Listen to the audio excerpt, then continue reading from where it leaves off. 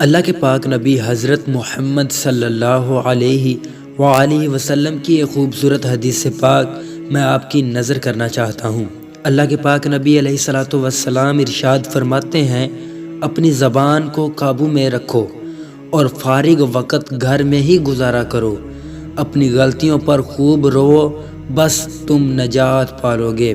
اللہ کے پاک نبی علیہ الصلوۃ والسلام کی حدیث پاک کا مفہوم کچھ اس طرح سے ہے کہ اپنی زبان کو قابو میں رکھو، یعنی جو الفاظ بولنا ہے پہلے اسے تولو پھر بولو، کچھ زبان سے غلط الفاظ نہ نکالو۔ جو فارغ وقت ہے وہ اپنے گھر میں ہی گزارو، یعنی جب آپ فارغ ہوتے ہیں تو گلی بازاروں میں گھومنے کے لیے نہ نکل جائیں، اپنا وقت گھر میں ہی گزاریں۔